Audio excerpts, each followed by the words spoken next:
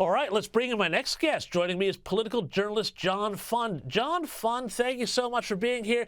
There is a new special operation underway at the White House that was reported this week, a critical project for Joe Biden's reelection bid. And the mission? Make sure he doesn't fall down. Tell us about it. Well, about half a dozen White House aides have been deployed to this new team. I guess they're called the Fall Guys internally, to make sure that Joe Biden doesn't fall down.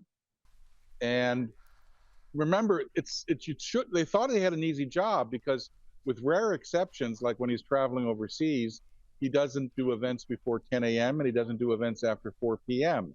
So it's only a 6-hour window that they have to worry about him appearing in public and potentially falling down. So the first move is he only wears sneakers now. Obviously, they're sneakers dressed up to look like business shoes. He's now exiting Air Force One on the back steps, which are much lower and have a better slant, so he doesn't fall down. But even so, when he went to a recent event the same day this news broke, he almost slipped off the plane steps. So I'm not sure how well this is going to work because they have to do this for another 13 months till the November 2024 election. But everyone realizes that if Joe Biden were to fall down and not easily get up again, it could be devastating.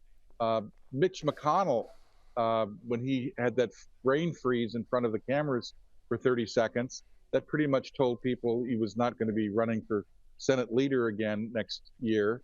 And the same thing with Joe Biden. I believe that this weakness of Biden, both in terms of his inability to articulate a message and his inability to demonstrate physical stamina, means the Democrats are already like buzzards circling in the sky, trying to figure out a way to get rid of him, as you mentioned.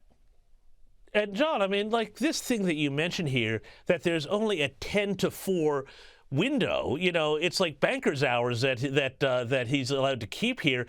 Shouldn't that concern Americans just on the face of it, given that being president is really, you know, quite literally a 24-hour-a-day job? Well, there's some people in Washington who joke, just imagine how much worse things would be if Joe Biden were awake much longer. I mean, he'd be making more decisions, he'd be spending more money, he'd be coming up with crazier ideas like, you know, withdrawing from Afghanistan in the middle of the night. Maybe this is the best we can hope for under a Biden administration. Yeah, and I mean, with all of this, you mentioned the vultures that are circling. Who can you put some faces on some of those vultures? Who do you think is really thinking it might be, you know, good for me if we knocked him out? Would that be Gavin Newsom? I mentioned Michelle Obama before. What do you make of all of those ideas?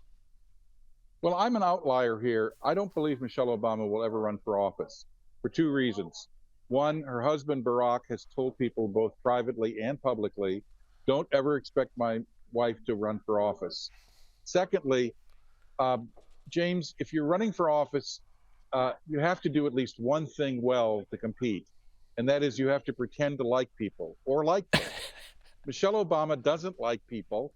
She frankly hates most people, and she's not afraid to display that.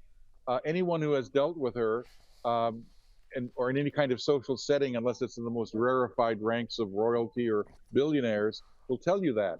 I think she has the reverse common touch. She doesn't want to touch anyone who's common.